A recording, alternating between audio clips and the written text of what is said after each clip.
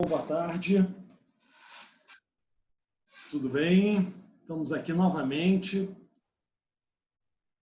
mais um Thiasos, chegando perto do final do ano, de um ano difícil, cansativo, mas estamos aqui potentes e felizes para receber Jennifer Sandoval. Jennifer, prazer imenso te receber entre nós. Queria te apresentar formalmente para o nosso grupo. Jennifer é psicóloga clínica, diretora do programa de psicologia clínica da Pacifica Graduate. Ela é membro do comitê executivo da Sociedade Internacional de Psicologia como disciplina da interioridade, autora do livro Uma Investigação Psicológica sobre o Significado e o Conceito do Perdão, e coeditora de um livro de ensaios Psicologia da Disciplina da Interioridade, né? A diferença psicológica no trabalho de Wolfgang Giegerich. Jennifer, um imenso prazer te receber. Há muito tempo que a gente queria convidá-la. É um prazer ter lido seus textos. Tenho te acompanhado bastante nas suas publicações e é uma oportunidade para nós, da comunidade junguiana brasileira, ter alguém que domina tão bem, que conhece com intimidade a obra do Wolfgang Giegerich. Sinta-se inteiramente à vontade para estar conosco, tá bom? Muito obrigado pela sua presença.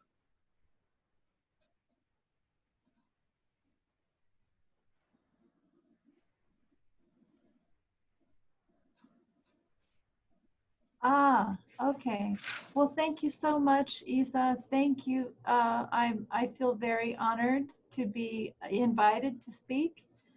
I'm very excited that there are over 90 people interested in Giegerich. I think that that's quite heartening to me. So I was thinking maybe I would share my screen, but then maybe, can you all hear me? Okay. Maybe I will just read for a while, and you know, the other thing I wasn't quite sure of was the timing. And I wasn't sure how much time I should take to read, and then if we would want to have leave time for questions back. Sorry, Jennifer, fique completamente à vontade. Geralmente as pessoas têm usado 45 minutos, 1 hora, mas fique à vontade em relação ao tempo, tá bom? Great. Okay, wonderful. I will have to warn you. I have two little dogs that sometimes bark and run around, so I hope they stay quiet for the next hour. So, well, hopefully that will be the case. Okay. So I will just begin, and we'll see how it goes. Okay. So let's see. Hola y obrigado pelo seu convite. That's all I know. Okay. Okay.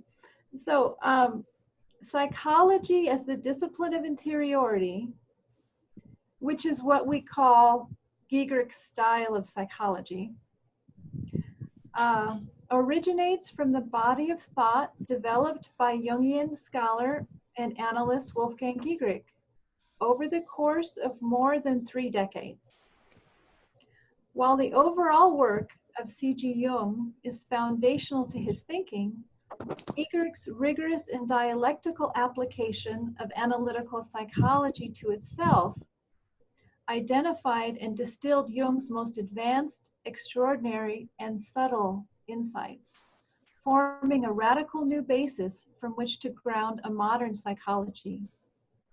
In this, psychology is the discipline of interiority, which I will refer to as PDI for short, extends beyond the boundaries of analytical psychology into philosophy, Hegelian dialectics, and the abstract spirit of the soul in contemporary phenomena such as mass media, technology, digital communications, nuclear warfare, terrorism, and sophisticated neuroses. With this psychology, Giegerich has laid the groundwork that makes possible the catapulting of consciousness to a higher stage and status of itself, opening up the field of psychology as the study of the soul in the 21st century. Some years back, I gave a talk called Giegerich for Beginners at the C.G. Jung Institute of Los Angeles. I can make that talk available to you if you'd like. I had thought I would merely slightly update the original talk and present that to you today. However, in rereading the earlier paper, there was very little in it that resonated with me now. And it dawned on me that the concepts I had presented then exist as sublated ideas for me now. The concept of sublation is, in fact, very important to Giegerich's work and contains within it a contradiction, another crucial concept of PDI, of an idea being both kicked upstairs and preserved. So present in a kind of ghostly integrated sense, but no longer pulsing and alive in the present. What I mean to say is that the foundational concepts of psychology as the discipline of interiority are largely in the eye of the beholder. You could very well invite a different speaker and hear an entirely distinct set of ideas that are equally valid. So I will share with you today, in our brief time together, the ideas from PDI that I really enjoy and have the most resonance for me at this point in my studies. As you read Giegerich, you will discover ideas that speak to you and move you. The point here is to read Giegerich for yourself and not take my word for it.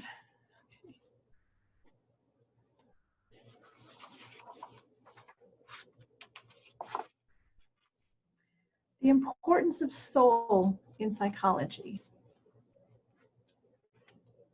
One thing I love about Giegerich, about his work, is how unabashed he is about the importance of soul in psychology. For him, to construe a psychology without soul is as absurd as would be a biology that had given up the notion of life. Paradoxically, between Jung, James Hillman, and Giegerich, Giegerich frames soul as the most elusive to us. We glean its ethereal existence only from the residue it leaves behind in the substantive form of art, poetry, music, literature, history, and soul events.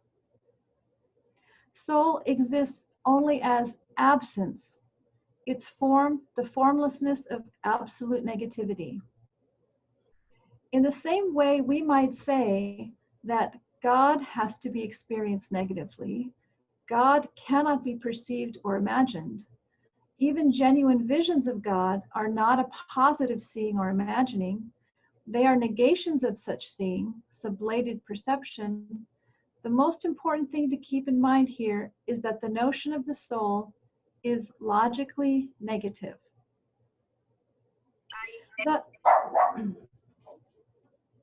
Thus, soul is quite different than the traditional notion often found in analytical literature, as psychologically the soul does not exist as a static entity. It is not, for example, the substantive, a priori, feminine, benevolent, personal, or for us soul that may appear in Jungian psychology. The soul is expressly not substantiated, not given, not imbued with human characteristics, and certainly not for us. Where the soul does not stir, where it does not produce feelings, ideas, symptoms, dreams, works of art or culture, there simply is no soul.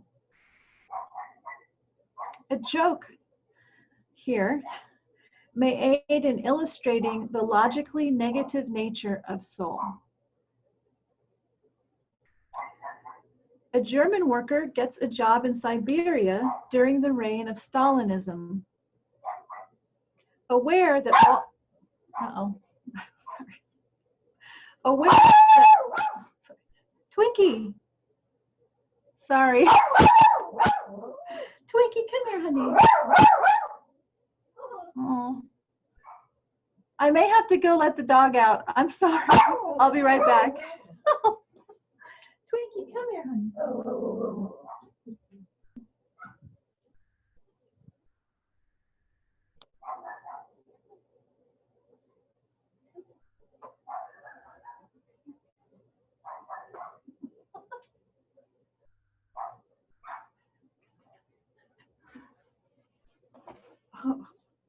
I can't find her, so we'll just keep going. Okay, here's the joke.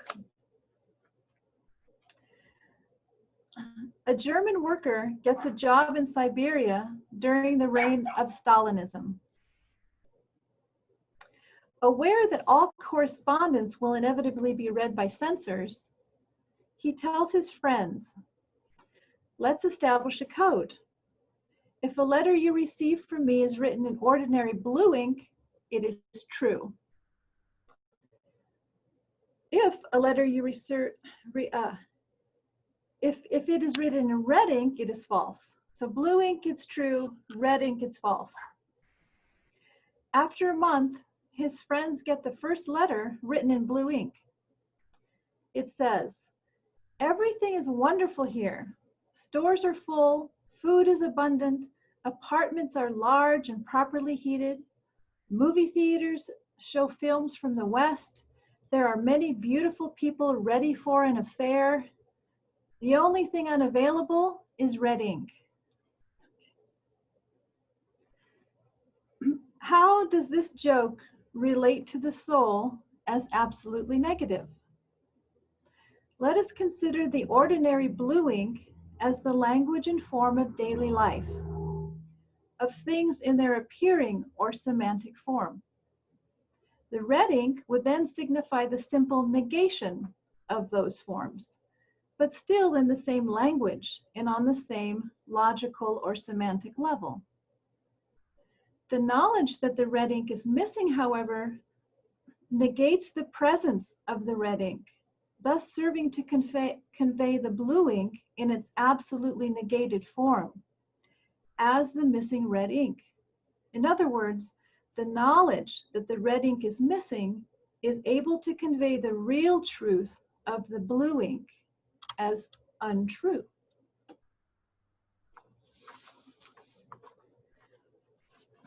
Psychologically speaking, the ego writes in blue ink and insists that what it writes is true. Otherwise, it would simply be written in red ink. It can only conceive of a simple negation, or red ink, for it does not discern the psychological difference. While everything the soul writes has to be written in blue ink, psychology knows that the red ink is missing. A true psychology then thinks as the missing red ink. In this, the missing red ink in our joke signifies the absolute negative status of soul as departed or absent, not present, but certainly not nothing. The soul's presence as absence is signified by the knowledge that red ink is missing, indicating a logical form of soul as thought. Such knowing allows us to comprehend the truth in its essence, absolved from its own literal blue ink truth. Because soul exists as syntax, or the form of form, it is invisible and shows itself only indirectly on the semantic level as cultural expressions such as art,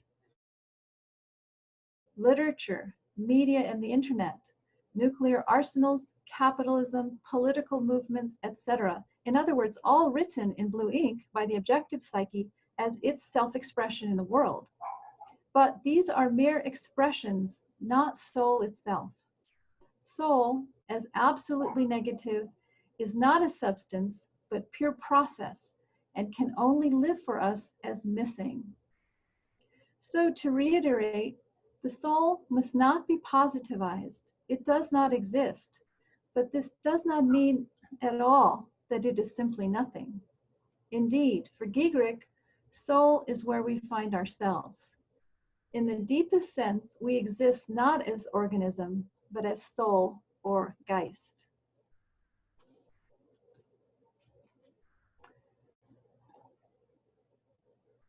Are we okay so far? Okay, good. That was probably the hardest part in terms of understanding the absolute negativity of the soul in Giegerich's thinking. Our relation to soul. What is the implication here for our relation to soul? For Jung, the relation is to discern and amplify the presence and wisdom of the soul, to attempt a connection or bridge between the conscious and unconscious contents of the psyche, to forge a conscious relation with the soul. For James Hillman, we listen for the soul, for what the soul wants of us. How is the soul speaking to me now? How might it guide me? We let the soul of the world, the anima mundi, tell us what she wants. For Giegerich, the primary concern of the psychologist is what the soul is saying about itself through whatever phenomenon may present itself.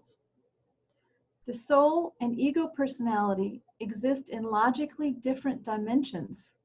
Hence, there is no connection between the ego and the soul.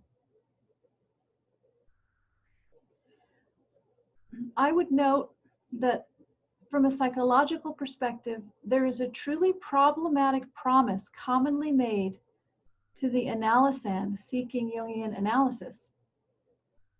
The impossible promise is that one could ever cultivate an abiding or personal connection with soul or the self. This is because there is no substantive existing soul anymore. The soul is not a positivity, not psychic, but psychological.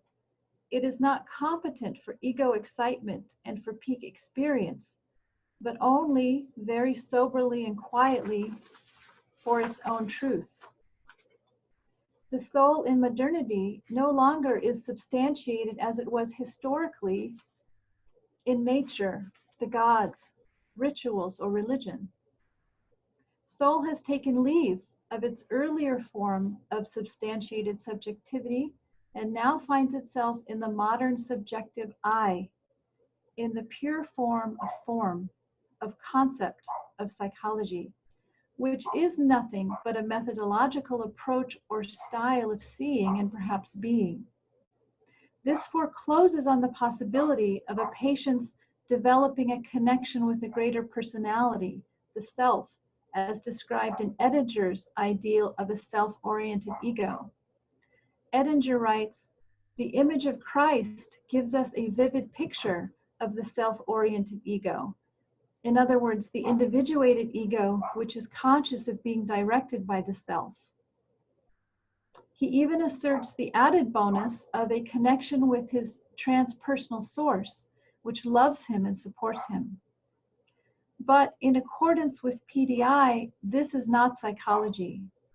The promise psychotherapy offers of personal contact with soul, which loves them and supports them, is an impossible one. I will add another unfortunate promise being made to the patient, which is that a patient's own individuation matters in a transcendent way. In other words, that the salvation of the world depends on one's own personal salvation. To jump over to psychoanalysis for a minute, analyst Adam Phillips notes two common cliches about the function of psychoanalysis.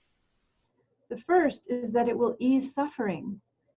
You suffer trauma, depression, etc., and psychoanalysis helps you understand it. Then you can still suffer, but it becomes banal and bearable rather than existential. The second cliche is that psychoanalysis serves as a form of self-knowledge, a way to understand oneself. But these are false purposes, according to Phillips. The true function of psychoanalysis is to bring the patient to a place in which they stop mattering to themselves. You are cured when you no longer matter to yourself. We might also say this recognition of one's immateriality is a function of the Hegelian notion of knowing one's limit, or the recognition that I am only that. Or, as Giegerich puts it, Slavoj Žižek, the goal of psychoanalysis is to bring you to the point when you can finally forget about that piece of bullshit that is yourself and work for a cause. The point is not to ease your suffering, but enable you to get out of these categories of personal suffering and pleasure. Žižek is not here saying that the point is to convince oneself that one no longer matters in the way of no longer being selfish, etc. No, to get out of the categories of suffering and pleasure altogether means a recognition that such categories are fundamentally irrelevant to soul. One doesn't have to convince oneself. It just dawns on one as a psychological truth. It is important to understand that what is impossible is a personal relationship to soul. An objective relation is possible and necessary from the soul's perspective to the extent that the ego personality gives way. The human subject is, as it were, merely the antenna or the receiver which, however, makes the soul's self-relation not only audible, but also possible in the first place. The human subject is merely a moment in the soul's self-relation, and yet also its precondition. Soul utilizes the individual as an instrument for its self-expression, for example, in the creation of art or literature. Giegerich writes, "What makes a poet a true poet is precisely their capacity to allow themselves to become sublated as a being in their own right, and to become instead an integral moment of the self-production of their poem."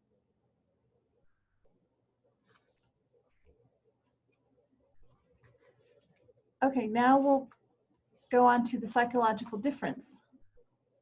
I wonder if I should look at the chat. Okay. As is obvious by now, PDI is a decidedly non-ego psychology. Giegerich, like Hillman and Jung before him, is concerned to stress a non-egoic hegemony of the psyche. According to Jungian analyst and author Greg Mogensen, Giegerich's most important contribution to psychology resides in his having rigorously thought psychology through in terms of what Giegerich calls the psychological difference. Indeed, one of the most crucial concepts of psychology, and one on which the entirety of a true psychology rests, is the idea of the psychological difference. While the psychological difference is a rather complex notion, it can be most simply defined by nature of its two parts, the psychic on the one hand and the psychological on the other, and the recognition of the difference between these two dimensions. While psychic life includes all those aspects of the human organism, such as one's biology, emotions, feelings, thoughts, instincts, and fantasies. Psychological life, on the other hand, is about the inner life of the soul, or the question of what, in fact, psychology is. Giegerich writes, true psychology depends on the awareness of what I call the psychological difference, the kind of analogy to Heidegger's ontological difference. It is the difference that runs through the meaning of the word psychology itself, and divides psychology as the account of the psychologies that people have, personalistic psychology, from psychology as description of the life of the soul.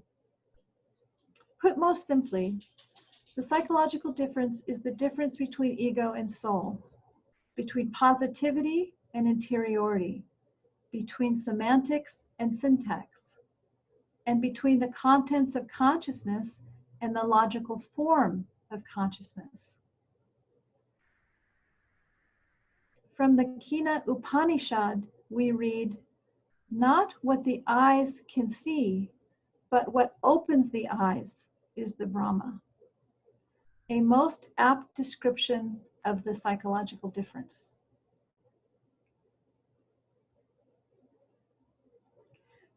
With regards to the psychological difference in psychotherapy, Giegerich also notes, the psychological difference render unto Caesar the things that are Caesar's, and to God the things that are God's, helps to avoid the two dangers that go along with the therapeutic approach unaware of the difference. First, the danger of becoming personalistic and positivistic, as often in developmental psychology. And secondly, the danger of mystification, unnecessarily inflating the patient's life and experiences with mythic importance, seeing the patient's process as his individuation in the loaded Jungian sense, operating with the search for wholeness and meanings, etc.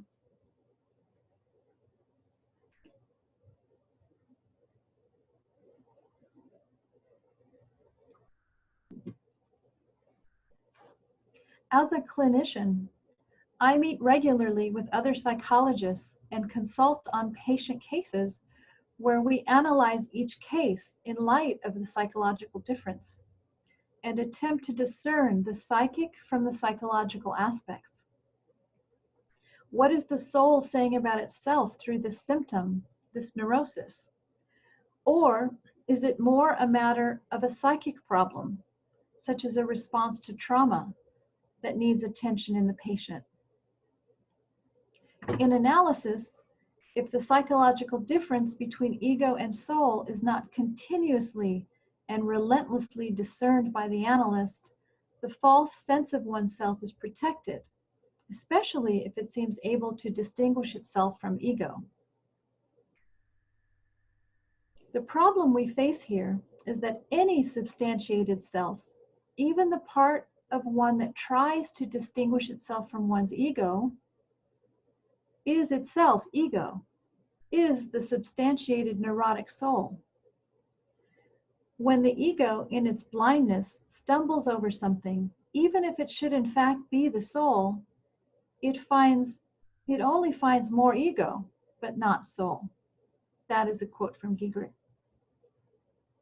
Yet in analysis, that version of the self is unwittingly validated as a real, independent, thinking self or consciousness, the aware personality that individuates, contributes, matters, and is somehow mystically meant, whose realness and validity seem self-evident.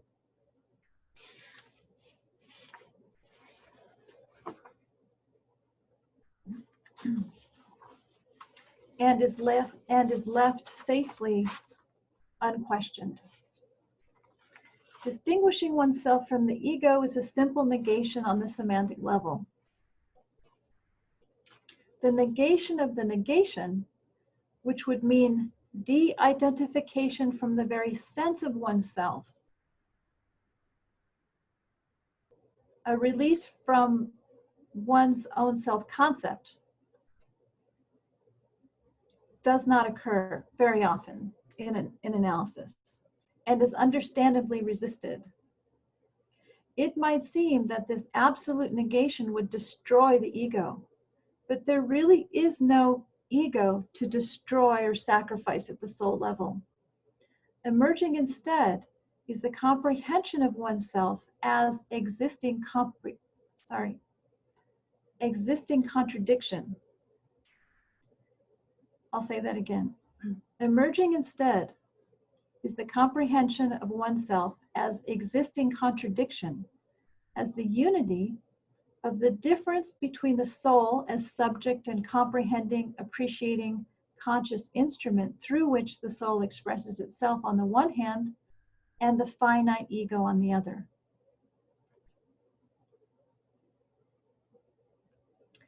Eachness and interiorization, new section here.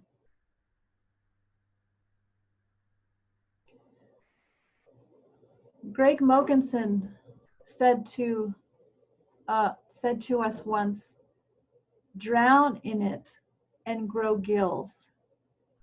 And I really like this saying, drown in it and grow gills. So this is very applicable to this section. As you may know, one of Jung's favorite catchphrases was hic Rhodus, hic salta, which basically boils down to the phrase, this is it. In Memories, Dreams, and Reflections, Jung writes, for me, irreality was the quintessence of horror, for I aimed, after all, at this world and this life. No matter how deeply absorbed or blown about I was, I always knew that everything I was experiencing was ultimately directed at this real life of mine. I meant to meet its obligations and fulfill its meaning. My watchword was hic Rhodus, hic salta. Similarly, for Giegerich, each real situation, each dream, each image comes with the invitation to us to say to it, this is it. Hic Rhodus, hic salta. This is it implies a double presence. One, I am here reporting for duty, as it were, and unconditionally staking myself. Two, this situation that I am in has, regardless of what it is like, everything it needs, and thus also the potential of its fulfillment within itself. Here and now, in this life of mine, in this world, must be the place of ultimate fulfillment. Implicit here is a critique of the modern search for meaning. Giegerich writes, our modern striving in psychology for our self-development, self-actualization, and individuation, as well as our longing for meaning, belong to the sphere of practical gain and revolve around the ego. They have nothing, or at best only little, to do with soul. The wish for meaning is a wish for self-gratification. Ego also refers to the greedy ego in its mindless and desperate attempts for gratification. Opposing this stance would be the mind's thinking capacity to apperceive the fullness of what is right in front of it. An example of this mindful relation to life is described by the Vietnamese Buddhist monk Thich Nhat Hanh. He writes, when you contemplate the big full sunrise, the more mindful and concentrated you are, the more the beauty of the sunrise is revealed to you. Suppose you are offered a cup of tea, very fragrant, very good tea. If your mind is distracted, you cannot really enjoy the tea. You have to be mindful of the tea. You have to be concentrated on it, so the tea can reveal its fragrance and wonder to you. That is why mindfulness and contemplation are such sources of happiness. That's why a good practitioner knows how to create a moment of joy, a feeling of happiness at any time of the day.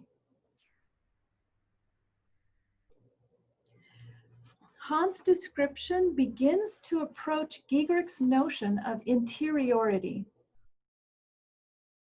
Interiority, as conceived in PDI, is not interiority in a traditional sense. It is not the interiority that might be used by a phenomenologist to describe the things in themselves, for example, as in a rich phenomenological description or amplification of a particular phenomenon. This would only be interiority on the horizontal or semantic level of appearance, and not on what Giegerich describes as the vertical or syntactical level of the soul. Nor is interiority that part of the human person that resides inside, as in one refers to the psychodynamic life of the human being. This still has not transgressed the horizontal plane at which psychic life occurs. Interiority, rather, ouroborically refers to the interior life of the soul as such, the inner truth of psychology as it becomes conscious of itself, wherein the soul is not the literal in itself external inwardness in man, not traditional psychology's the unconscious, but the soul's inwardness in itself, absolute interiority. The infinite interiority of the soul is reached through a logical act, that of the dialectical negation of externality as such, or the dialectical interiorization into absolute negativity. In our example of the tea, the negation of exterior distracted impulses allow for concentrated mindfulness upon the subject. As the ego personality is left behind, the mind finds itself drowning in the subject matter and dropping into its inner infinity, invited to witness the delightful revelation of fragrance and wonder in a simple cup of tea.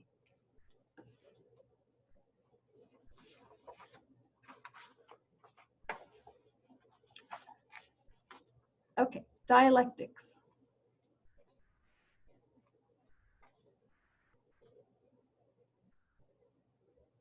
Psychology, as the discipline of interiority, employs a dialectical method of inquiry and analysis, being an inherent theoretical, speculative, and critical psychology. For in allowing the underlying thought process of the subject matter at hand to reach its logical conclusion, psychological thinking must inevitably negate those ideas it encounters that have failed to further develop, or having been reified and concretized, become frozen in their tracks. The ego experience of such negation is predictably a threatening or caustic one of criticism, invalidation, or rejection. Yet in identifying and negating fixed or stagnant ideas, in identifying and negating fixed or stagnant ideas, consciousness can further itself, in effect pushing off from its position into ever-deepening knowledge of itself. In his writings, Giegerich frequently distinguishes between the semantic or content level of consciousness and the syntactic level of its overall structure or form. Change at the semantic level merely involves a shifting around of the contents of consciousness in the light of their having been contradicted in some way. This shifting around, however, as extensive as it may be in many cases, poses no challenge to the form of consciousness. None of its contents, that is to say, has yet become the straw that breaks the camel's back. In the negation of the negation, by contrast, the camel's back is broken, the structure of consciousness torn asunder. With Giegerich's characterization of psychological evolution as dialectical in nature, we are presented with a different dynamic of the development of consciousness from Jung's transcendent function. Instead of a conflict of two fundamental opposites held in tension, we encounter a dynamic based upon commitment to a single initial idea or position. The dialectical process does not begin with two, but with one, with a position. There is, at first, no opposition to this position, no alternatives. Rather, by committedly sticking to this one position that it holds, the mind discovers, or is forced to admit, that this position proves untenable. It does not hold up. This experience amounts to a negation of the initial position. If before the position was A, the negation of the position results in non-A, a contradiction to the original position. The negation, if tested again, proves to be untenable and is accordingly negated.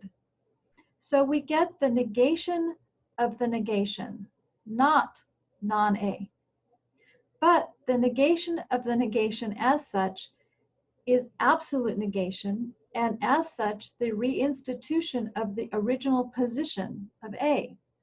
However, it is now the position on a fundamentally new level, because it is no longer the naive, immediate position of the beginning as a simple given, but mediated and tremendously enriched by the history of all the negations and as their net result. It has been greatly differentiated, is much more subtle, refined. Nothing has been lost or discarded through the negations. The superseded stages are still there, however, now only as sublated moments within the new position.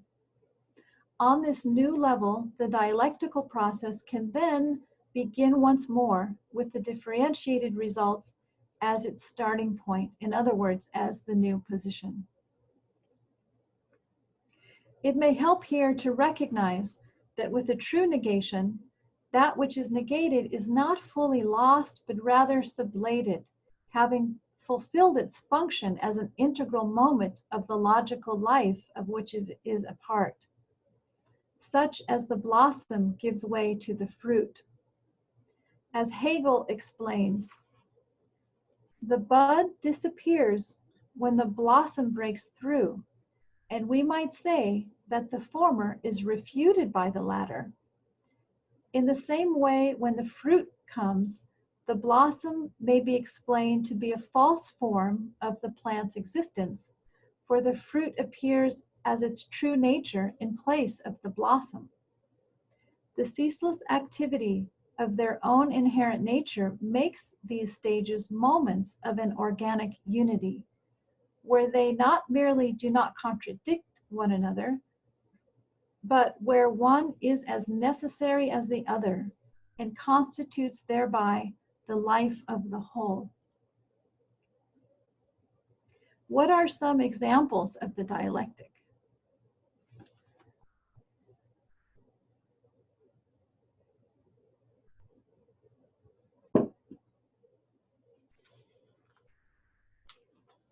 First example. A colleague of mine sees a patient who is a priest. His patient shared the following experience. I am visiting a hospital room to offer Holy Communion to a very ill patient. When I open the door, I see the dying woman on the bed, surrounded by family and friends, tenderly holding her and singing to her. I realized later that though I initially thought I was there to give communion, I was in fact receiving it by entering their midst.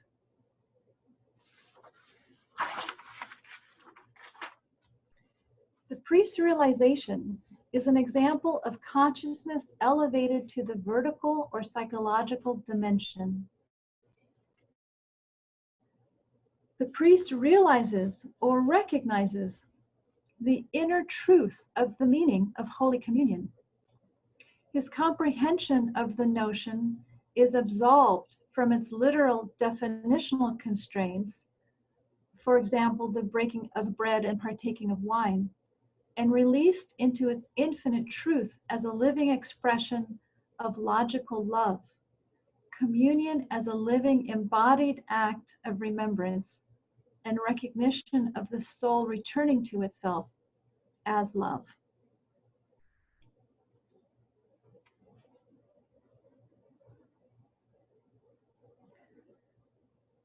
Giegerich describes how the logic of the process of symbolization is dialectical. This is quite complex, so reading it through once may not convey it, but I'll do it anyway.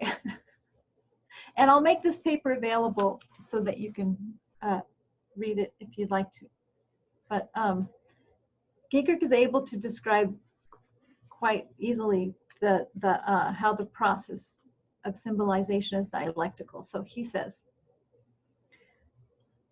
the invisible soul or logic expresses itself first in symbolic garb. For example, in a sexual phenomenon. Secondly, the phenomenal aspect of the symbol negates itself as follows. I, the way I look, am not what I am about. I am not really about sexuality at all. Thirdly, the phenomenal aspect of the symbol points to some other hidden invisible as to that which it is actually about. Fourthly, the symbol says, but only through me, this my garb, can you get an access to this other. Fifthly, because my meaning is absolutely negative, I really mean nothing, but not nothing in the sense of total emptiness. The symbol in this internal drama occurring simultaneously, which is a logical drama, the logic of the symbol as a circular Ouroboros logic. I'll give you one more example. Ibram X. Kendi offers another example of the dialectic in his book about racism. He begins by describing the initial position A, of the racist as one who harbors racist ideas. He writes, a racist idea is any idea that suggests one racial group is inferior or superior to another racial group in any way. Racist ideas argue that the inferiorities and superiorities of racial groups explain racial inequities in society. Upon further reflection and awareness, the negated position would be achieved, namely the relinquishment of the idea of such discrimination based on race. One might then declare themselves to be a non-racist or race neutral. So that would be the negated position. However, according to Kendi, the most threatening racist movement is not the alt-right's unlikely drive for a white ethno-state, but the regular Americans' drive for a race-neutral one. The construct of race neutrality actually feeds white nationalist victimhood by positing the notion that any policy protecting or advancing non-white Americans toward equity is reverse discrimination. So here again, we see the negated position does not logically hold up. To merely deny that one is racist is to stay on the same logical level or reality of the racist. What is needed is an absolute negation, which results in the notion of anti-racism. An anti-racist is any idea, this is Kendi writing. An anti-racist is any idea that suggests the racial groups are equals in all their apparent differences, that there is nothing right or wrong with any racial group. Anti-racist ideas argue that racist policies are the cause of racial inequities. The dialectic involves the absolute negation of the logical form of the content from within itself, which arrives back at the starting point, albeit a transformed starting point. In Kendi's example, anti-racism allows for the original idea of discrimination in an objective sense, wherein if discrimination is creating equity, then it is anti-racist. If discrimination is creating inequity, then it is racist. Furthermore, the only remedy to racist discrimination is anti-racist discrimination. The only remedy to past discrimination is present discrimination. The only remedy to present discrimination is future discrimination. And in order to treat some persons equally, we must treat them differently. Kendi's discussion on the phenomenology of anti-racism is quite remarkable, wherein notions such as beauty, culture, class, and power are explored from the new landscape made possible by the dialectic.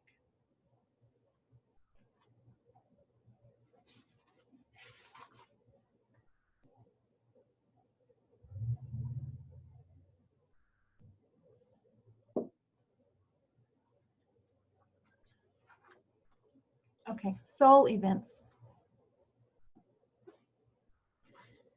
In PDI, we find the notion of a soul event, which allows us to detect whether an experience is a function of soul or merely a positive factual event in the semantic sense. What distinguishing characteristics do we find in soul events that identify them as such? Giegerich writes, soul events objectively come to the experiencing subject as a kind of thou. They have a meaning, or rather, they are events of meaning. They have logos character and the quality of consciousness. They are in themselves linguistic. They speak. They are intriguing and contain a mystery. A soul event does not refer to any other event outside itself. It has the subject quality or consciousness quality immediately within itself, within its objectivity. This is why it is experienced as significant and meaningful for ourselves as persons, as humans, not merely important for us as animals, the way, for example, medical results or natural catastrophes are important for us. An event of soul stops us in our tracks as we are suddenly overcome with a recognition of truth. What stops you in your tracks? A work of art? A film? A poem? One knows one has encountered a soul event the moment one's heart sinks or jumps with joy.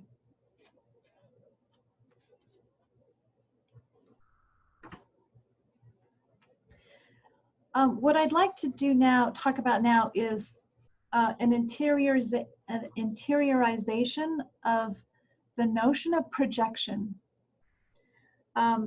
Giegerich often will take a concept that is familiar to us in analytical psychology and work with it and interiorize it. And there are interesting results often when he does this. So this was one of my favorite essays of his when I started to read Giegerich. So it was it's called The Leap After the Throw, and it's found in volume 1 of his collected English papers. So The Leap After the Throw.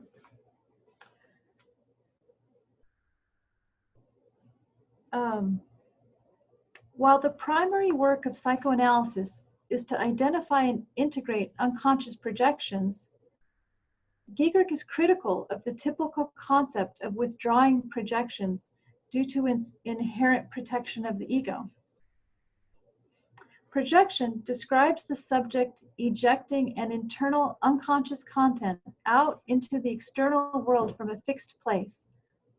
One might imagine a person throwing a stone from the shore or a spear into the forest, with a therapeutic expectation of withdrawing the projection back inside of oneself. According to Giegerich, what turns projection into a psychological problem is that the movement stops with the throw.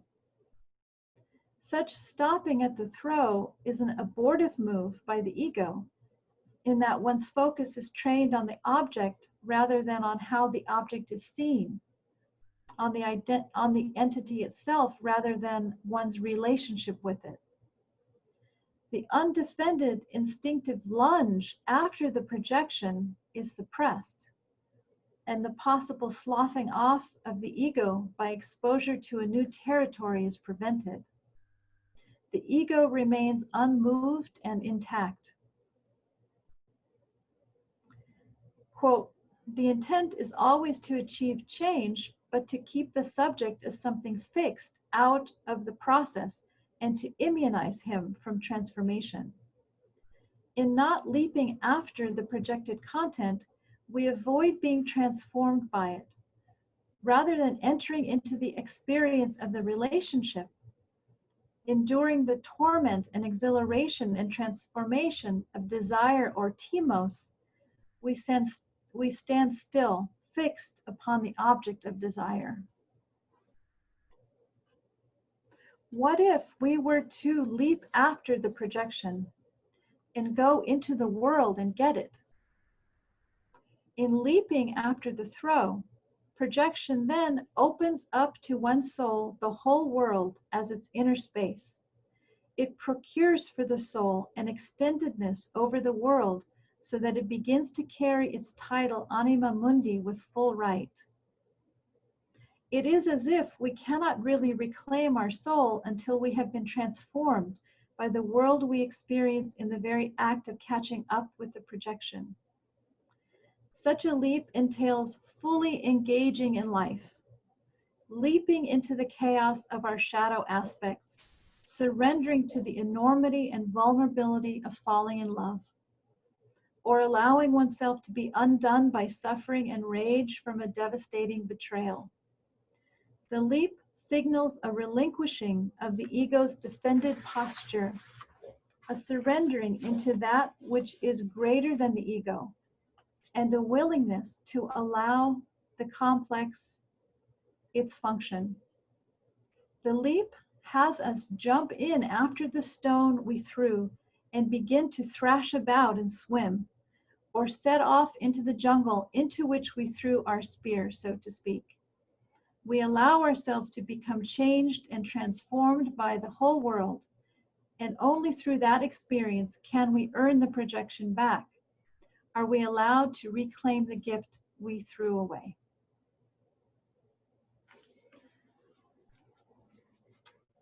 Okay, well, I think I will stop there.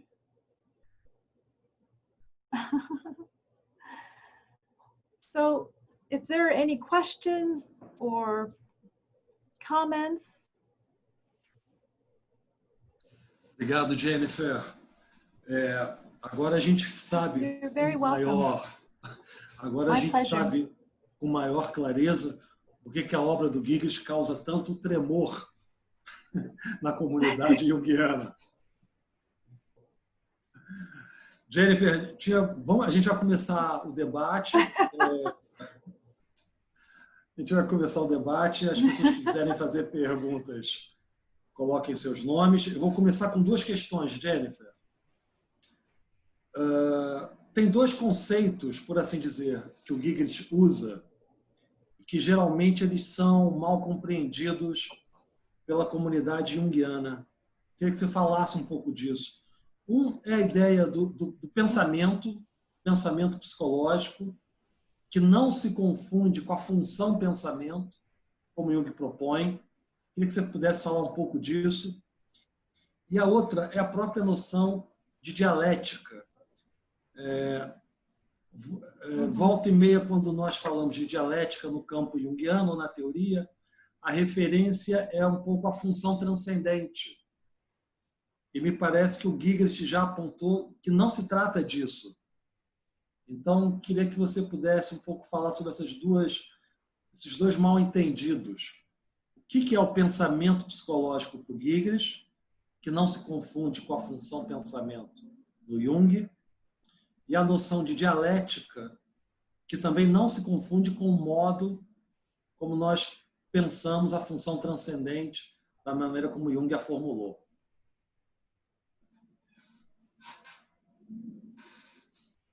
Yeah. Those are very good questions. I think that the question about thought and the distinction between Giegerich's notion of what he means by thought versus the thinking function is very important because they're quite different. What I'd like to do, if you don't mind, is read an excerpt about that so that I'm accurate in describing it, the difference. So I need to find it, and it's in we write about this difference in the introduction to this book. And I would like to read that part for you briefly. So I will read, okay, let me find it. Right. Okay.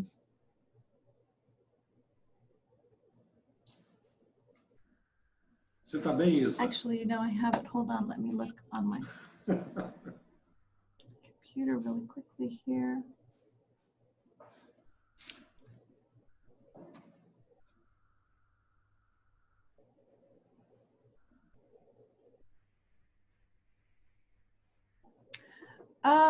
No, it isn't. It's actually in, gosh, let's see. Oh, I know.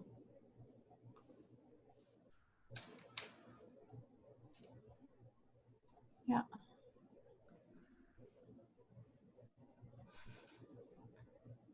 Let's see.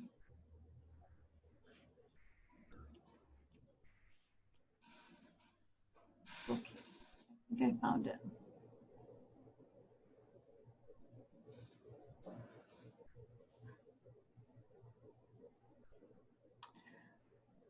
Okay, so let me read to you just a little excerpt. So thinking in terms of PDI needs to be distinguished from the thinking function, from Jung's thinking function. So Giegerich writes, it cannot be stressed enough. Thought is not a function, even though what Jung called the thinking function is, of course, one moment in developed explicit thought. Thought is the quinta essentia of and beyond all four functions. It is the breakthrough to an entirely different level of logic, or the notion. And this is the Hegelian idea of notion. Basically, thought is the soul's, or the whole man's, openness to what is. So this is where he is describing what he means by thought. So thought is the soul's openness to what is, the capacity to express and respond to the truth of the age. It is what allows the human being to enter Actaeon's wilderness, to extend into the realm of origins and preexistence. What is meant by thought in this context is therefore not abstract, but living thought, or better, logical movement, logical life. Returning to the notion of soul, it is our active thinking that grants access to the soul level of consciousness.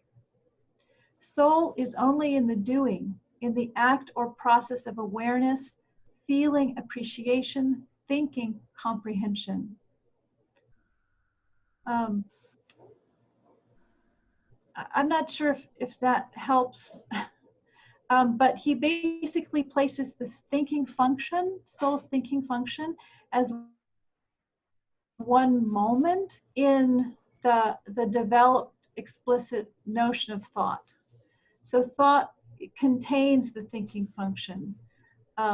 It is that aspect that allows us an interaction with soul.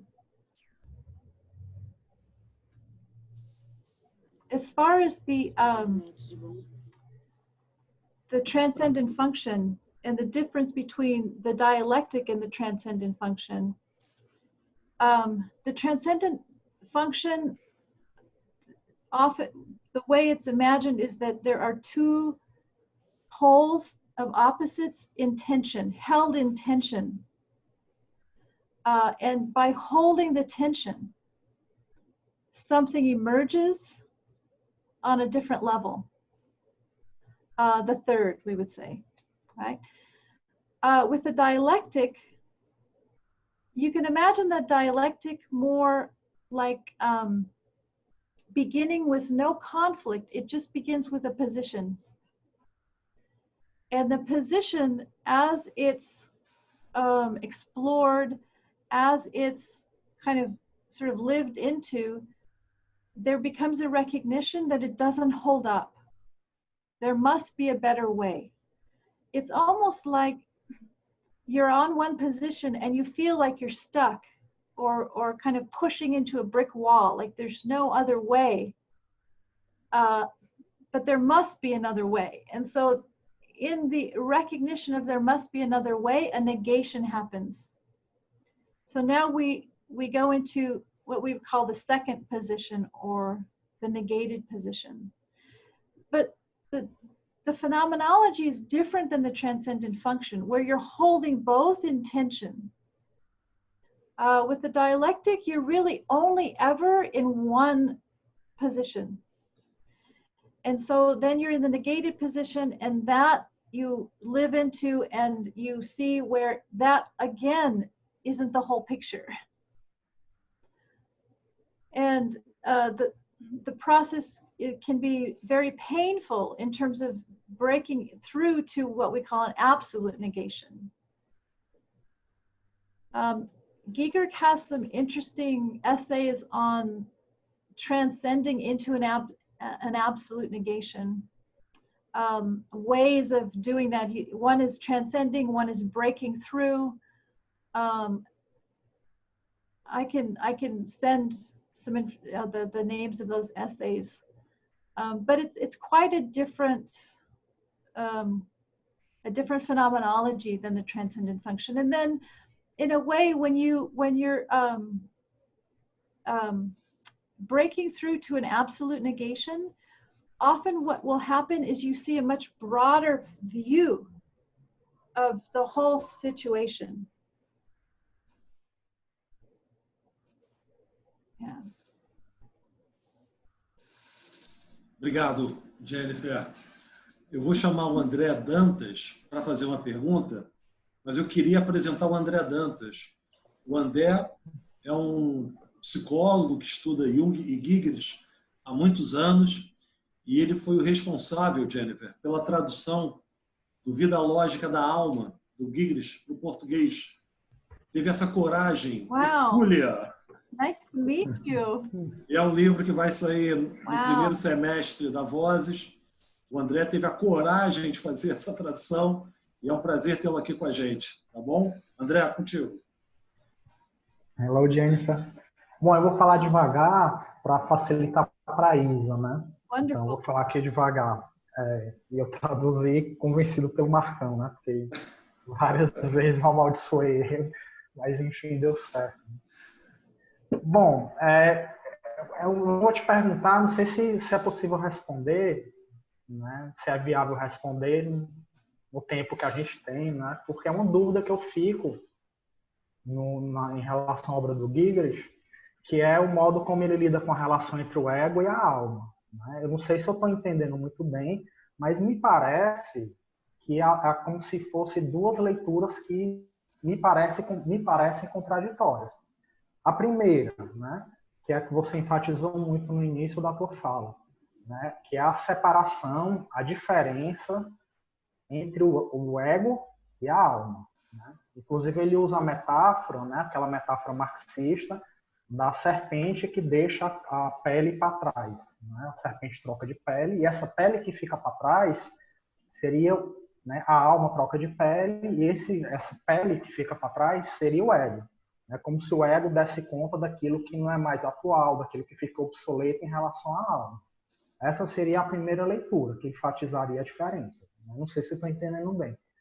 Mas tem outra leitura que ele faz, que é mais inspirada no Hillman, que no Hillman, no final do livro dele sobre a ânima, né, ele vai enfatizar que a ânima está sempre incisível com o ânimo.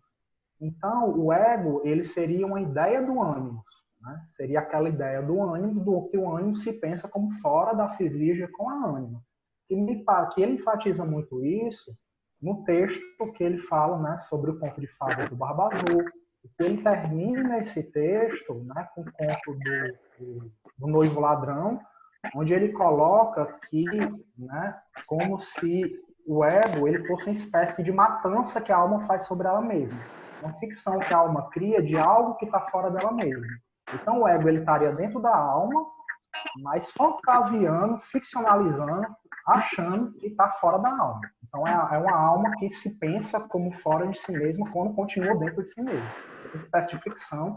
E me parece que até uma certa matança, uma espécie de matança moderna, onde a alma mata a si mesma, né, e se torna ego, né, que é o desencantamento do mundo, a objetificação. Inclusive, me parece que ele faz essa leitura, ajuda ele a perceber alguns fenômenos modernos, né, como a globalização, a financiarização do mercado, a economia especulativa, a tecnologia moderna, como não sendo fenômenos do ego, né, que geralmente nós jungianos tendemos a achar como sendo fenômenos de um excesso de ego. Né, e ele vê como sendo uma forma moderna da alma, e não como ego. Né, ele inverte essa leitura. E me parece que essa leitura estaria mais próximo de enxergar o ego, né, dessa segunda maneira como uma parte da alma que fantasia, que acha que está fora de si mesmo, e como isso sendo uma espécie de matança moderna. Como é que dá para conciliar as duas? Assim, não sei se eu estou entendendo bem, mas às vezes me parecem leituras excludentes, sabe? Isso é uma leitura onde o ego, né, é uma coisa que a alma deixou para trás, e a outra leitura onde o ego é uma matança que a alma faz sobre si mesma, e o ego está fantasiando que está fora da alma, como ele está dentro da alma o tempo todo. Não sei se é possível você responder, se eu estou entendendo tudo errado, mas me parece como se fossem leituras que às vezes eu não consigo combinar as duas, sabe?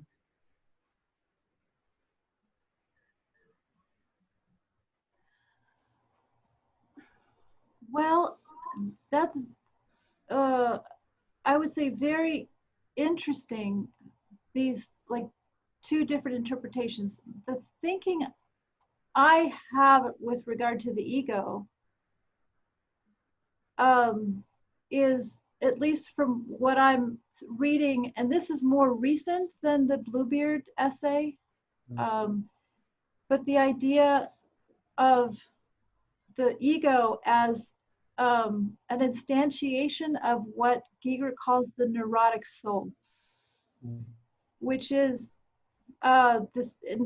really the neurotic soul is only that aspect of the soul that resists its own truth. It is stubborn, and it doesn't go along with the soul movement, the evolving of the soul. So the degree to which that aspect of the soul itself is manifested in us, it becomes the ego. Now that's very, in a sense, different than the ego in terms of psychologically. The ego is really that it's a set of defenses. It's the self-concept based on history. It's our own narrative. And so there is kind of a different way that Giegerich speaks of the ego. The way I talked about the ego today is more about the personal ego. It's the obstacle that in a sense, because we often so identify completely with the ego, we don't know who we are. We're not conscious of anything else. But in terms of the animus aspect, the animus function of the syzygy, where you have anima and animus, and you need the animus, like you said, the killing aspect.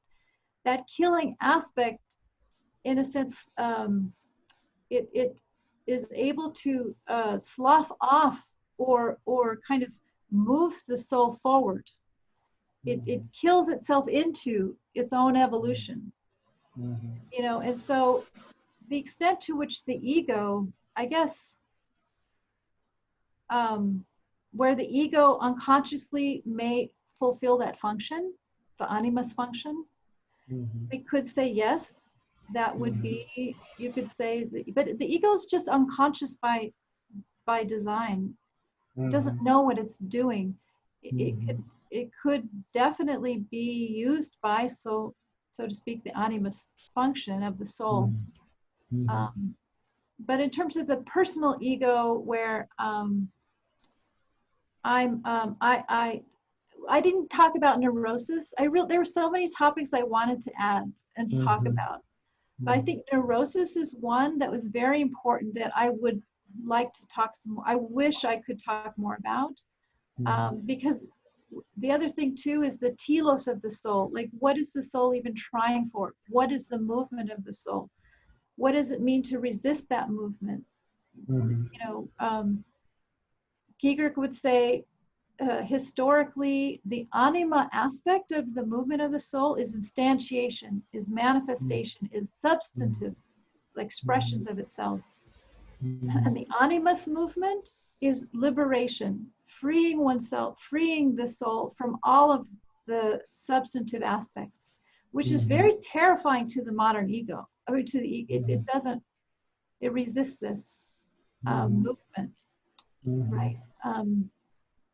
I don't know how to answer your question any better than that. Obrigada, esclareceu muito, mas porque realmente é bem denso, né? Foi ótimo sua fala. Eu tô lendo o seu livro sobre o perdão. Não sei se daria tempo, mas eu queria perguntar também se né, é possível o ego perdoar ou se só a alma perdoa, né? Se o perdão só é possível para a alma, se o ego não consegue perdoar, né? Well, just on that topic, when we talk about the self-consciousness distinct from ego consciousness, self-consciousness has an awareness of its existence as a contradiction. And the self-consciousness can comprehend the position of the offense, or the meaning of the offense. It doesn't take it personally, yeah. And so it has much more latitude when we're talking about forgiveness and anything else, you know. And the other thing too is, one of the things also I wanted to say is that the soul consciousness lives right now. It's only ever right now. And offenses, injuries happened historically in the past, right? So it has kind of a vertical relation to the offense, which it brings us into a forgiving state.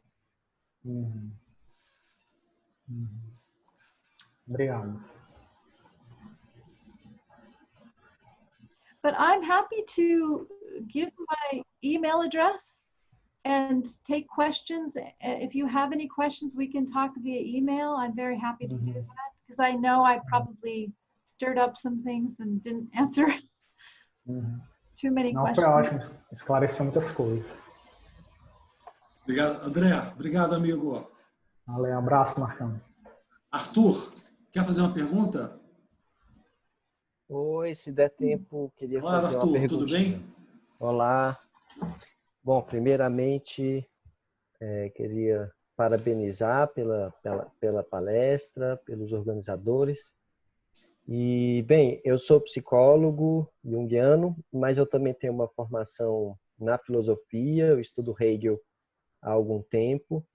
E eu pergunto mais como estudante de Hegel do que, eu acho, como um leitor de Giegerich, porque eu não li muito ainda, estou no início, né? E aí me surgem algumas dúvidas. Bom, primeiro um comentário, né, que o Hegel gostava de uma frase do Fausto, do Goethe, e como é um autor, né, e uma obra que o Jung gosta muito, vale, eu acho, né, que o Mephistófeles dizia que ele é um espírito negativo, né? Então, pensando dessa forma, parece que o Fausto representaria ali essa diferença, né? Fiquei pensando nisso, né? No psíquico e o Mephistófeles ali como o psicológico, né? Mas, enfim, só uma ideia. E aí, sobre o absoluto, era uma primeira pergunta que eu queria fazer, porque para o Hegel, pelo que, né, do que eu estou estudando, no final da fenomenologia do espírito, chega ali no saber absoluto, né? E aí parece que a gente chegou ali num saber verdadeiro, mas pelo que eu estou entendendo, o absoluto que o Hegel está falando é uma espécie de deslocamento. É como se o conceito conseguisse se desgrudar de um mentalismo, ou seja, o conceito não é a produção da consciência, mas ele é uma produção em si mesmo, né? Um exemplo que um professor deu é a economia, porque a economia ela não foi criada pela cabeça de alguém. A gente está ali comprando, a gente está fazendo coisas, e é um próprio caminho que se faz. Então, quando, pela sua fala, essa foi a impressão que foi me dando também, que o Giegerich está usando a noção de absoluto nesse sentido de um caminho que se autoproduz, né? Que não é produzido por ninguém. E a minha segunda dúvida, se der tempo, é sobre a noção de anima mundi. Pelo que eu estou estudando no Hegel também, é porque existem várias interpretações de que o Hegel defenderia uma noção de anima mundi, né? No sentido de que existe como se fosse uma mente divina que tivesse, né, que fosse o espírito, algo assim, que tivesse coordenando as coisas. E, pelo que eu estou vendo, isso é falso, né? Isso é uma interpretação errônea.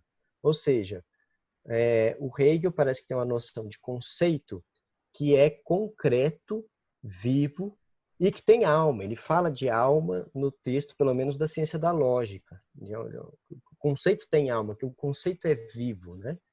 E aí ele pega essa ideia de concreto no sentido de crescer com uma coisa que vai crescendo, né? Quase que regionalmente, e a coisa vai se ampliando, né? Vai crescendo. Ou seja, essa noção de anima mundi no Hegel não é pressuposta, é uma espécie de resultado, né? E aí eu fico pensando, será que o Giegerich está pensando dessa forma também? Ou ele está pressupondo uma ideia de anima mundi, né? Como se já tivesse lá uma mente divina que está coordenando tudo e não como algo que está crescendo de maneira concreta, né? Nesse sentido que eu estava falando, e que vai sendo constituído por essa negatividade absoluta, né? Bem, eram essas minhas dúvidas.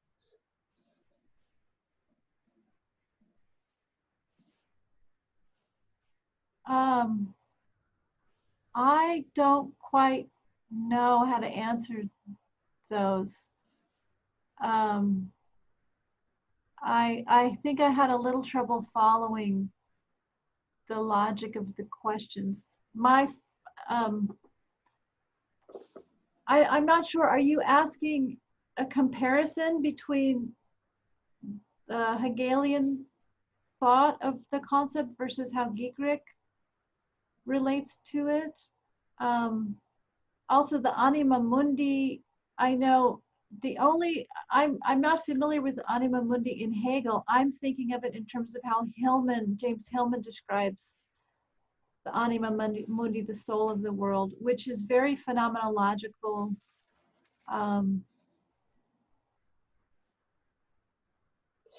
Bem, o que eu quis perguntar, não sei se ficou claro, desculpa, foi o Giegerich está pressupondo uma noção de anima mundi ou não? Ou seja, qual que seria a outra opção? O Giegerich percebe a anima mundi não como uma espécie de algo pronto, mas é algo que se constituindo praticamente como se fosse regionalmente e que foi se desenvolvendo, né? Mas não é pressuposta, como se antes, como se tudo fosse coordenado por uma mente divina. Essa é a minha pergunta. Ele está achando que somos coordenados por uma mente divina? Isso é uma anima mundi ou não? Ou isso é uma negatividade que se desenvolve, entende? Yeah, very good. Okay, I see now. I understand. Thank you. Both. I think Giegerich would not admit to having a priori plan or existence of the soul's life. He talks a lot about the soul's logical life. And oftentimes implicit is this notion of a plan, an a priori plan that's kind of being acted out. The closest he gets to articulating that is his idea of the soul having a telos, that it is purposive. And the evolution of the soul, what he says, and I guess this could be in a sense pre-existing or a priori, although in actuality, soul does not exist, it is made. It isn't pre-existing. In fact, it depends on our, on the human being for its self-expression, for its production. But to the extent that there is some kind of telos or existing plan, Giegerich says that the soul is attempting to come home to itself or to know itself as itself, unmediated. Right now it's mediated. It's been mediated historically through the creations, through human creations and expressions, but in modernity it's becoming less and less mediated. And that ultimately the movement is that for the soul to know itself directly.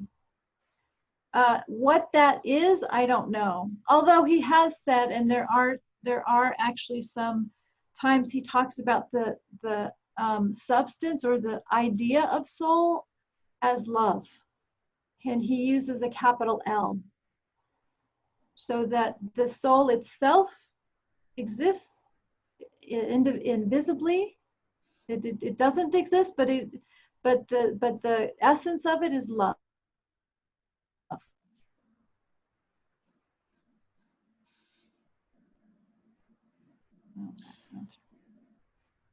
Obrigado, Arthur. Temos uma pergunta da Kátia Jennifer. Ela pergunta: o que Giegerich quer dizer quando fala que a análise começa com o analista morto?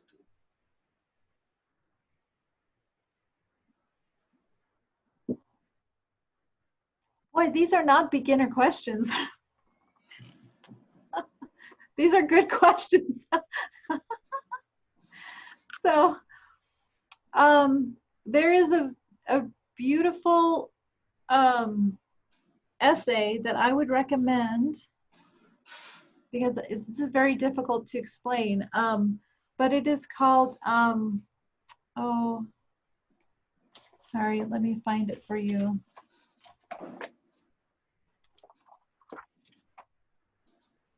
And again, one of those that if you haven't read much Giegerich, this is one of the really, I think,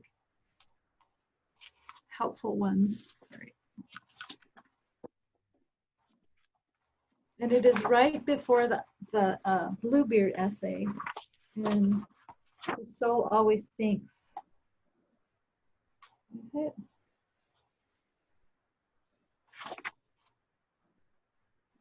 Oh. Okay, I think but the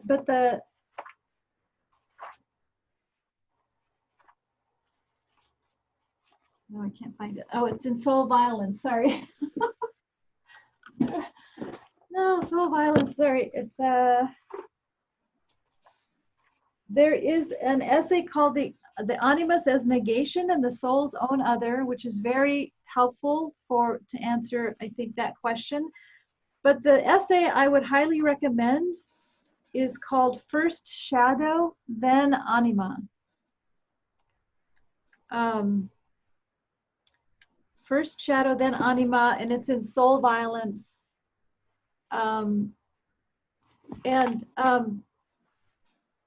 Basically in that essay, Giegerich goes into great detail about describing the stages of shadow integration. And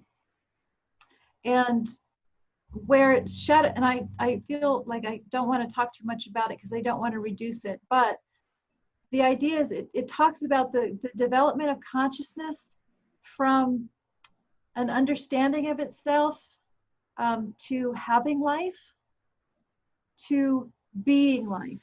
It talks about the difference between our understanding of life as having our life, having life, and being, which is a vertical consciousness. And what it, in a sense, what it takes to come into that awareness. Only then would Giegerich say, now you can do analysis. So now the animus process can begin. So this is why it's a really, I think, very helpful essay to read because it describes the process, and it talks about it from the soul's perspective, not a personal perspective. But as you're reading, of course, there's a resonance there that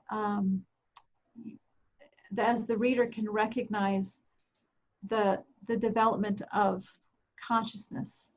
So, but that would be in one way to understand, I think, the answer to that question.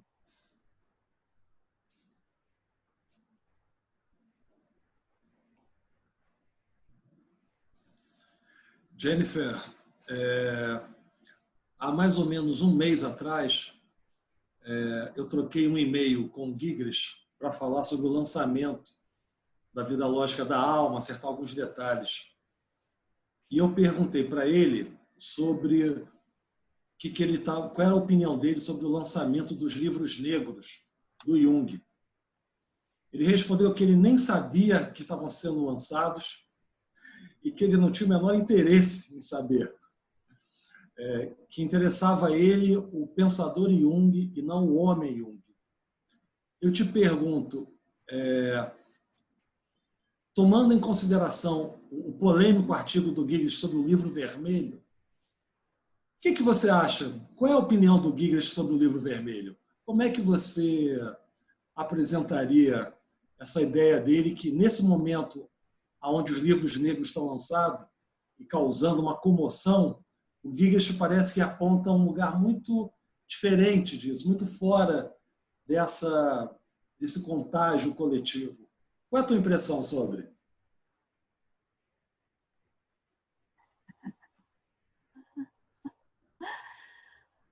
My opinion. I think that for Giegerich, the Red Book lives on the level of the psychic. He does not view the Red Book as psychological, which I think is, very controversial to many who revere the Red Book. But I think, and it's been a long time since I've read his essay critiquing the Red Book, but what I'm remembering from it is he makes this distinction of how to define art. In other words, what speaks on the level of the objective psyche. And for him, the Red Book did not reach that level, did not break through onto the level of the objective psyche. That's all I really remember or could tell you about that. Tá bom. Nadir, você queria fazer uma pergunta? Oi, Jennifer, tudo bem? Obrigada por ter vindo aqui falar para a gente. Então, para fazer minha pergunta, eu tenho uma tendência a adquirir e ler muitos dos livros que o Marcos vai recomendando para o pessoal que faz parte do grupo dele. E uma vez ele trouxe o Neuroses, do Giegerich, e aí como eu estava querendo saber muito a respeito de neurose, saber um pouco mais, eu fui na maior ingenuidade, adquiri o livro e comecei a ler. Eu digo ingenuidade porque eu achei é um livro sobre neurose, eu vou ler, vai me ajudar, só que aí aquilo criou muitas dúvidas, muitas questões. Eu consegui terminar de ler a primeira parte, daí o Marcos falou, se eu fosse você, eu ia lá ler o Dialectics and Analytical Soul. Aí eu comecei a ler esse e parei também. Eu falei, acho que não estou preparada para ler esses livros agora. Mas, de qualquer forma, eu tenho algumas anotações aqui comigo do Neuroses e fiquei com vontade de fazer uma pergunta para você sobre a neurose. Ele, pelo que eu entendi, o Giegerich, ele faz uma diferenciação entre psique e o que é psíquico e o que é psicológico. Não sei se eu estou certa, mas eu percebi que ele faz uma diferenciação entre essas duas, vou chamar de dimensões. E ele diz que a neurose não é uma doença psíquica, que é uma doença psicológica. Que doenças psíquicas, vamos dizer, elas estão mais no nível biológico, se é que eu entendi bem. E que a neurose, ela não, por não estar nesse nível biológico, por não ser psíquica, ela está nessa dimensão psicológica. E que ela é algo que ela é gerada, ele é um arranjo que é gerado para si mesma, alguma coisa assim. Então, a minha pergunta é, então, para o Giegerich, a psique, ele coloca a psique num nível, vamos dizer, de estrutura cerebral, algo mais assim, e essa dimensão psicológica é algo que para nós, vamos dizer assim, para ele o que é psicológico é o que para mim seria psíquico. Entendeu a pergunta? Desculpa se eu fiz alguma confusão.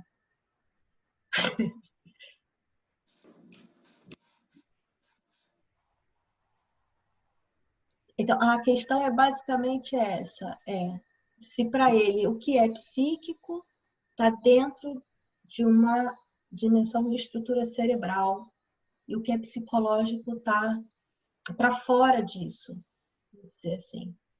Então, para ele, para Giegerich, o psicológico seria o que para nós, jungianos, seria o psíquico.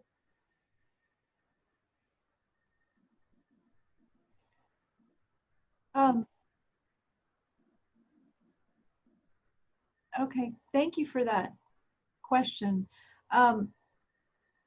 in terms of the distinction that Giegerich makes between the psychic and the psychological with regard to neurosis, I like I like your description. I think that that's fairly accurate. I think that Giegerich would probably also include in the psychic like borderline personality disorders, personality disorders. That would also be included in the psychic realm. The psychological realm, where he's talking about a true neurosis, often the person experiencing the neurosis is suffering from it. It's something that they don't want. They're kind of really, it can be very humiliating to have a neurosis. In other words, it occurs like some other, like an other is with them, kind of forcing this upon them. You know, one of the, I think, most challenging aspects of that book that you're talking about, neurosis, is trying to understand, especially when we're working with patients, what is neurotic and what isn't. You know, what would actually, would we work with psychologically versus not? And I am curious about when you say, from a Jungian perspective, everything he described as psychic is psychological. That's, I mean, I wasn't even really aware that in Jungian, traditional Jungian practice, there is its distinction between psychological and psychic. I know one of the, you know, one of the biggest topics we have when we, in my consultation group, is trying to distinguish, is what's going on psychological? Is this a reflection of an objective level of the soul? Or is this strictly personal? Is this strictly an ego struggle or trauma or a developmental issue or like a mood disorder, that kind of thing? Because we would work with it differently, yeah, depending upon whether it's a true neurosis versus not.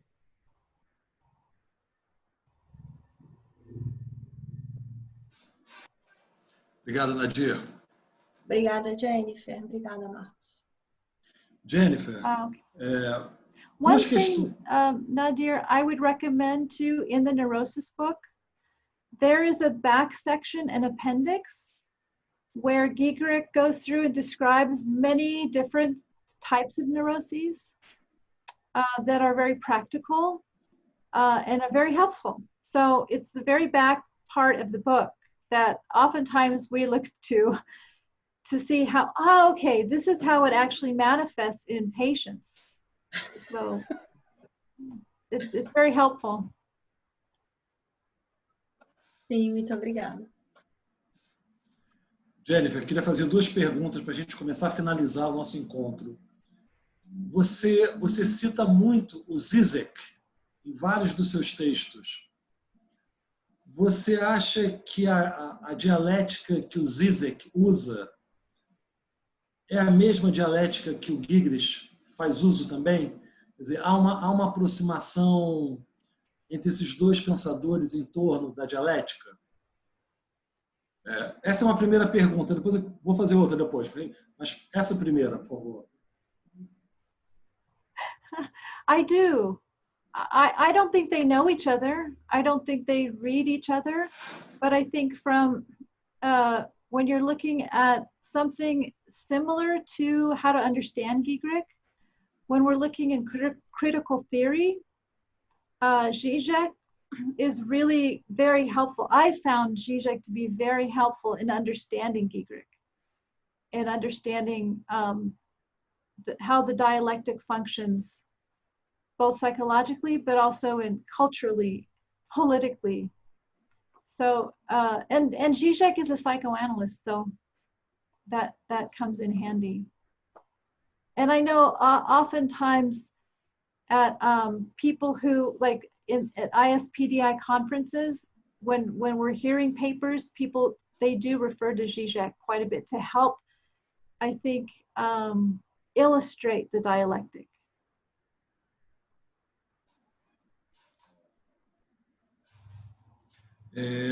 Eu queria que você falasse um pouco do teu encontro com o Giegerich, com as ideias do Giegerich, e qual é a tua experiência na sociedade de psicologia da disciplina da interioridade. Como é que você acha que funciona essa instituição, o papel do Greg Mogenson, como é que tem sido para você participar desse movimento?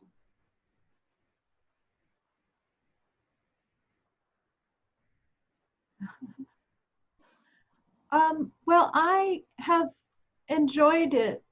You know, it's a fairly small group. I think people in the society have, for whatever reason, a fascination with Giegerich. They really appreciate the work, and it's, you know, it feels almost like, how would you say, like nerds, you know, like people who are just really into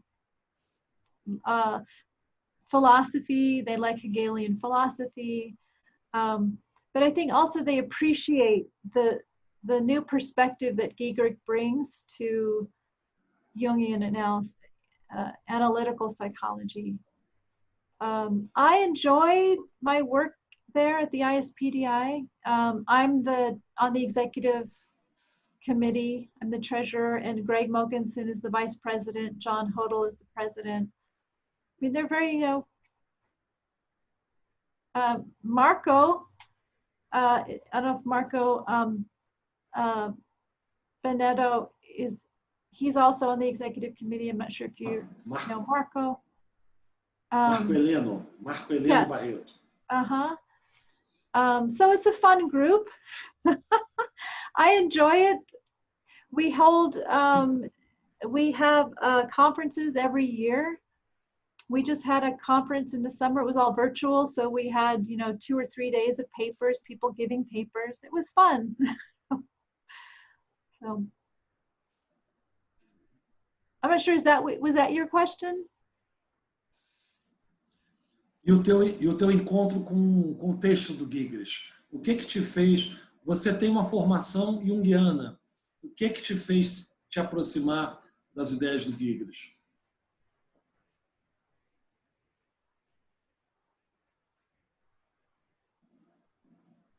Ah, I see. Okay. You know, I studied Hillman. I was in love with Hillman for several years, and very enchanted by James Hillman and archetypal psychology. And I was introduced to Giegerich by a friend who said, hey, you should read this interesting essay. And I think actually one of the first essays I read on Giegerich was his critique of the Red Book, which shocked me. I was shocked.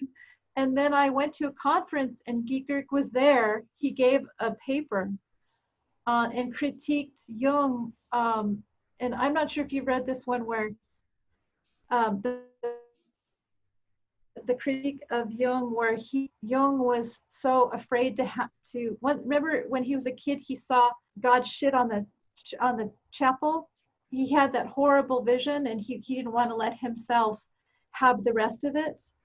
I mean, God was sitting on a throne, you know, in a toilet above the chapel in the town. Anyway, Giegerich critiqued the whole of analytical psychology as, in a sense, a neurotic attempt to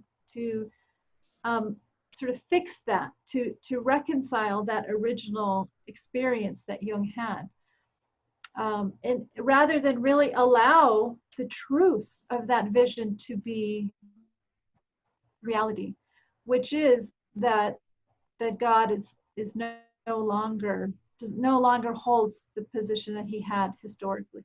So anyway, I heard that and I was, wow, it really shocked me, and I think it was exciting to me, this new perspective. and rather than resisting the movement of history, to actually observe it and look at the meaning of it.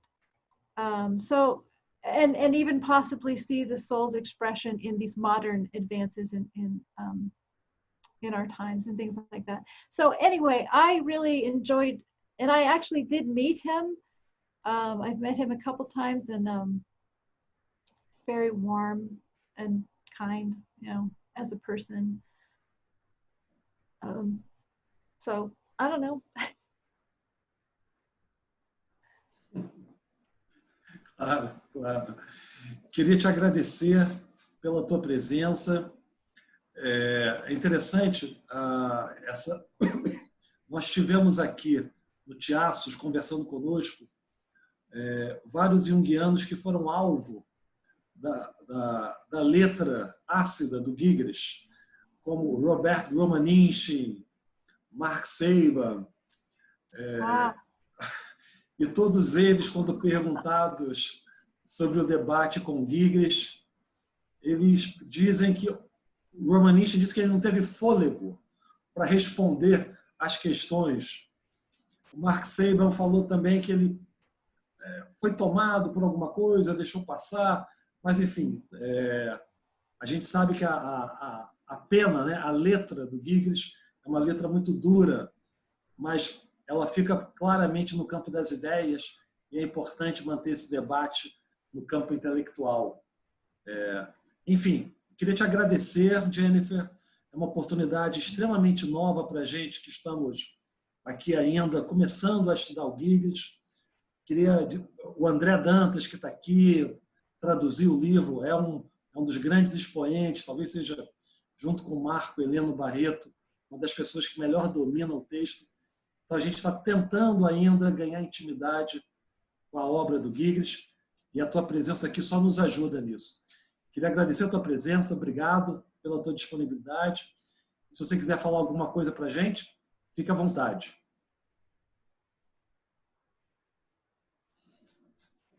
Well, I feel very fortunate to be able to speak to you, and I appreciate very much the depth and sophistication of the questions. It seems like you have a very vibrant, stimulating community in this group, and I would love to come back someday and talk some more, but it's really been my pleasure. So thank you. Convite feito. Ano que vem a gente combina de você voltar para falar conosco. Ok. Obrigado pela tua presença, Jennifer. Pessoal, obrigado pela presença.